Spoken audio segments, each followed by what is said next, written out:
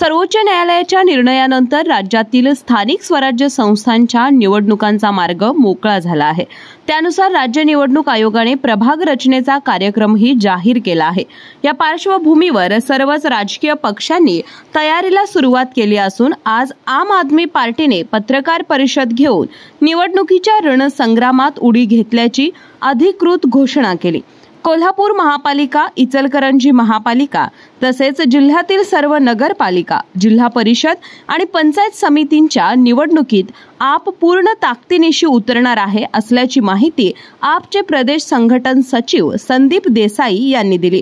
आजवर स्थानिक स्वराज्य संस्थांमध्ये एकाच चेहऱ्याचं प्रतिनिधित्व राहिलं आहे। त्यामुळे यंदाच्या निवडणुकीत आपकडून नव्या चेहऱ्यांना संधी देण्यात येणार असून ही निवडणूक जनतेतून निधी गोळा करून लढवली जाणार असल्याचं त्यांनी स्पष्ट केलं।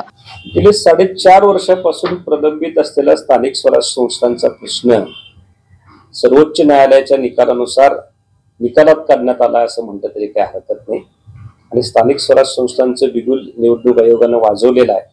या पार्श्वभूमीवर आम आदमी पार्टी संपूर्ण महाराष्ट्रामध्ये स्थानिक स्वराज्य संस्थांच्या निवडणुकीला सामोरं जाणार आहे आणि खास करून कोल्हापूर हे परिवर्तनाचं केंद्र आहे।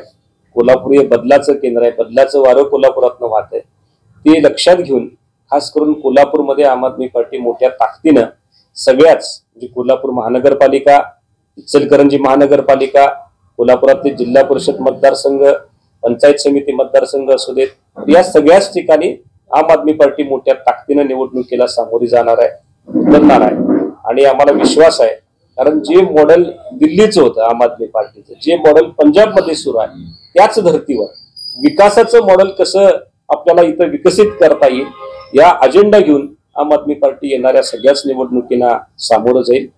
खास करून नव्या नेतृत्वाला संधी देणं हे आमचं टार्गेट असणार कारण घराणेशाहीचा जो काही फटका कोल्हापूर जिल्ह्याला सातत्यानं बसतोय आपण सगळी बघत आलेला आहात आणि कारभाऱ्यांचं वलय हे कुठंतरी महानगरपालिकेच्या माध्यमातून, जिल्हा परिषदच्या माध्यमातून हे संपवल्याशिवाय कोल्हापूरचा खरा विकास होणार नाही हे डोळ्यासमोर ठेवून आम्ही नव्या नेतृत्वाला संधी देतोय। त्याचबरोबर लोकांच्याकडे जाऊन आम्ही आमचं मॉडेल सांगून क्राऊड फंडिंगचं सुद्धा आम्ही लोकांशी चर्चा करणार आणि मला खात्री आहे जसं की दिल्लीमध्ये क्राऊड फंडिंगच्या ताकदीवरच निवडणुका जिंकल्या होत्या, कोल्हापूरमध्ये सुद्धा तसंच होईल। महानगरपालिका क्षेत्रामध्ये, जिल्हा परिषद क्षेत्रामध्ये आम आदमी पार्टीच्या माध्यमातून सातत्याने जे आंदोलनं उभा केलेली आहेत, सातत्यानं आंदोलनामध्ये पार्टी पुढाकार घेते आणि फक्त आंदोलनापुरतं नाही तर प्रश्न सोडवण्याच्या दृष्टिकोनातनं आम आदमी पार्टीची वाटचाल सुरू आहे आणि तोच भांडवलाचा भाग घेऊन आज आम्ही या निवडणुकीला सामोरं जातोय।